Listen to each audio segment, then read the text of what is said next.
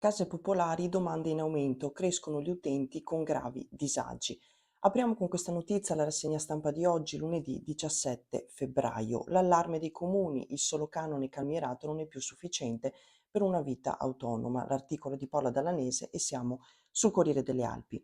Sono sempre più disagevoli le condizioni economiche e sociali di coloro che chiedono un alloggio di edilizia residenziale popolare, segno che la popolazione bellunese si sta impoverendo, con tutti i risvolti negativi per i territori. L'allarme viene dai 60 comuni che fanno parte della conferenza dei sindaci dell'Ulsuno Dolomiti e che l'hanno inserito a chiare lettere nelle linee di indirizzo di coordinamento per la stesura del piano di zona. Un'analisi che riguarda l'intero territorio ed evidenzia i dati demografici e i loro risvolti negli aspetti più diversi della vita sociale e abitativa della provincia. L'Ater di Belluno è proprietaria e gestisce in tutta la provincia circa 1600 alloggi di edilizia popolare e si occupa altresì della gestione di alloggi, appunto di edilizia residenziale popolare comunali. Infatti i comuni di piccole dimensioni del territorio si sono affidati all'azienda territoriale per l'edilizia residenziale per gestire i bandi e tutto quello che ne consegue per accedere a questi alloggi. E questo perché i comuni in materia di edilizia residenziale pubblica non sono nella maggior parte dei casi strutturati per svolgere questa importante funzione. Anzi, su 70 enti locali, 33 si avvalgono dell'ATER per tutte le procedure per l'assegnazione degli alloggi, mentre soltanto Feltre a non avvalersene grazie al supporto dell'azienda Feltrina. Tra i territori che si appoggiano ad ATER ci sono ad esempio i comuni di Perarola, Auronzo, Cortina, Calalzo, Rongalone e Belluno. Partendo dalla relazione 2023 di ATER, i sindaci hanno evidenziato che nel 2022 sono state esaminate le domande presentate da 281 nuclei familiari per l'assegnazione di alloggi popolari in provincia, mentre le assegnazioni nello stesso periodo 2022 sono state pari a 52, oltre a 5 emergenze abitative. Esaminando la graduatoria del bando 2021 del solo comune di Belluno, i sindaci rilevano che su 123 domande presentate ed accolte, 93 sono riferite a nuclei con un ISE inferiore a 10.000 euro, di cui 34 addirittura sotto i 6.000. I nuclei sono prevalentemente composti da 1 a 2 persone, sono 19 i nuclei composti da 5 e più persone. Quindi si parla appunto di difficoltà. Ogni anno assistiamo a un crescente cambiamento dell'utenza che sempre più si colloca nelle fasce più deboli della società, con soggetti disagiati, con difficoltà di autonomia ed autogestione, che talvolta necessitano di essere affiancati anche nella stipula del contratto, nella gestione e comprensione dei canoni dovuti, nel rispetto delle regole di convivenza e nella normativa dell'edilizia residenziale popolare, nella richiesta dell'ISE e nella gestione dell'alloggio. Andiamo avanti, cambiamo argomento, parliamo di una buona notizia. In questo caso siamo in territorio di Limana, dove ieri si è svolta la festa di San Valentino e il momento clou è stato appunto la consegna del premio San Valentino, che è stato assegnato quest'anno ad Edi Fontana. Ne scrive Ivan Ferigo. A Edi Fontana il premio San Valentino 2025 per il lungo e costante impegno profuso con generosità ed dedizione al servizio della comunità di Limana, per la testimonianza di amore e attenzione verso il proprio paese, con particolare considerazione per la socialità, la solidarietà e la cultura, come si legge nella targa consegnata ieri mattina in chiesa arcipretale nel corso della messa solenne per il copatrono. Un riconoscimento motivato dal sindaco Michele Talo e ieri ricevuto dalle mani del parroco Don Mario Doriguzzi a nome delle tante persone che l'hanno segnalato. Conosco Edi da tanti anni, ha iniziato Talo lasciandosi andare a ricordi personali. Abbiamo frequentato la stessa scuola, condiviso la nostra squadra di calcio amatoriale. Con lui i primi passi nella Pro Loco e nell'impegno civile, anche se su banchi contrapposti. E ancora le esperienze vissute nel gruppo giovani guidato da Don Gabriele e una citazione di Martin Luther King per sottolineare la continua ricerca della verità e della libertà. Caro Edi, Limana oggi riconosce questa ricerca, l'attenzione e la disponibilità dimostrate fin da giovane verso la vita sociale del paese. E poi ancora siamo in territorio di Feltre, cambiamo argomento, la giunta approva 6 interventi tra Zermin, Villaga, Vignui, Vellai, Tomo. Il pacchetto di lavori supera il 1,5 milioni di euro, l'assessore Bona, opere fondamentali per la sicurezza, e ne scrive Raffaele Scottini.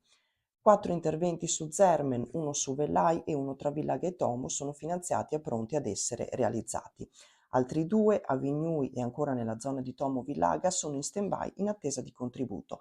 la Giunta Comunale ha approvato una delibera per interventi infrastrutturali di sicurezza stradale e lavori pubblici che riguardano delle zone infrazioni che per morfologia del terreno o obsolescenza necessitano di opere di revisione e sostegno. Un provvedimento importante per la difesa del suolo in 4 fazioni, appunto Vegnui, Vellai, Zermene e Villaga, avviato dalla precedente amministrazione che aveva approvato il progetto nel febbraio 2022. Ci spostiamo ora all'altro quotidiano, al Gazzettino, andiamo a leggere appunto le altre notizie pubblicate sul quotidiano locale e l'articolo di apertura è dedicato al caro energia e turismo, industria della neve, i costi alle stelle e bollette salasso. Gli importi per l'elettricità incidono per il 20% sui bilanci funiviari, la prima voce è quella dei dipendenti e alla fine i conti non quadrano più. E ne scrive Claudio Fontanive.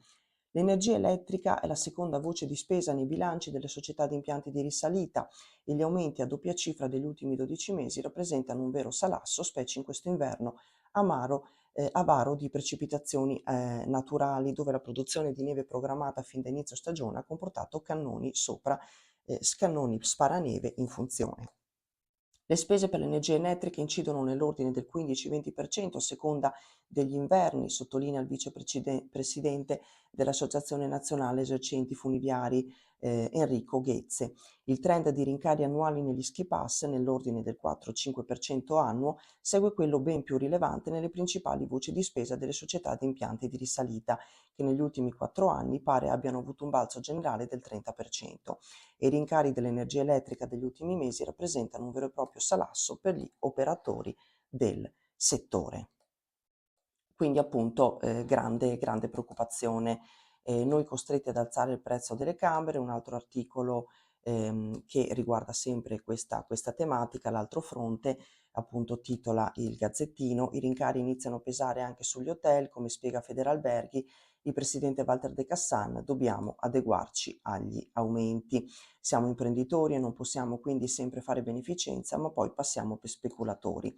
E c'è quindi anche la preoccupazione da parte degli esercenti degli alberghi, di chi lavora appunto negli alberghi, di chi gestisce gli alberghi. Leggiamo un'ultima notizia prima di chiudere.